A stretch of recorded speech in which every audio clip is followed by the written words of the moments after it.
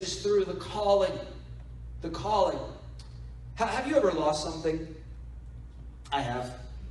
More than once. Many a times, in fact. And when I lose something, I am willing to do whatever it takes. I will look everywhere and do anything to find what I have lost. I will look under things. I will look behind things. I will dig through drawers because I want to find whatever it is that I have lost. Now, you may not envision or think of God as one who is searching, or God is calling, or God is looking for people, but that is precisely what we find throughout Scripture. It's what we find here in Jeremiah chapter 5, that God is looking for one who is righteous. And when Jesus was here on earth, he reveals the heart of God in looking for people. Because Jesus is eating and hanging out and socializing with people that are notorious sinners. People that are notoriously immoral people. And the religious leaders of his day, the Pharisees, of course, have a problem with this. And they question Jesus on why he eats with these class of people. Why is Jesus associating with these kind of folks? And Jesus doesn't give a straight answer, but Jesus tells a series of stories in Luke chapter 15.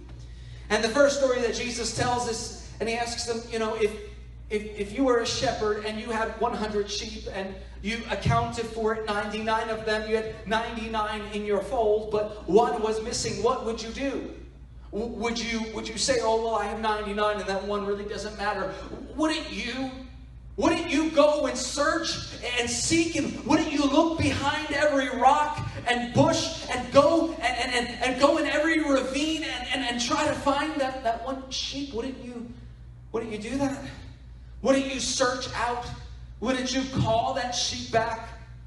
And then he tells the story of a woman who has coins, and most likely these coins were part of her dowry, and she might have worn them around her neck as a necklace.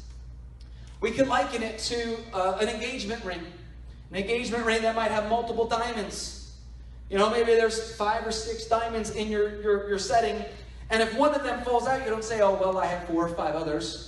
No, but that woman who lost that coin, she virtually turns her house upside down. She sweeps. She lights a candle again. She's looking underneath, and she's searching for what she has lost because it's of great value. And Jesus says, wouldn't a woman do that if she lost one of these coins? Wouldn't you do that? If you lost the diamond in your diamond ring, wouldn't you search everywhere? Jesus is questioning the Pharisees and the religious leaders. Wouldn't you do that? And then finally he tells a story of a son who's basically, for lack of a better term, a spoiled brat. And he says, Dad, I want my inheritance and I want it now. And finally the father gives him that inheritance, and likely you may know the story, the prodigal son. He goes off and he spends all of his inheritance, lives a wild, immoral life, and finds himself in a pig pen just trying to get by. And he comes home smelly and stinky, and Dad is in the back with his servants massaging his feet and doesn't care about the son that was lost. No, that's not how the story goes. The father sees his son from far away, and what does he do? He sees his boy and he runs after his son, and he greets that son that stinks, and that son that has squandered his family wealth, and that son who has made a series of wrong choices, because that's what a father who loves would do. And so Jesus gives us this picture. Jeremiah chapter 5 gives us this picture of a God who loves, of a God who searches, of a God who calls for those who are lost. Jesus himself said, for I've come to seek and to save those who are lost. That's the kind of God that we serve. And you may not think of God like that. You may think of God as angry, and God as a rule giver, and God as distant. But we serve a God who loves, a God who searches, as we sung moments ago, a God who would leave the 99 to find the one, the God who would kick down every wall that stands in his way, a God who would climb the mountain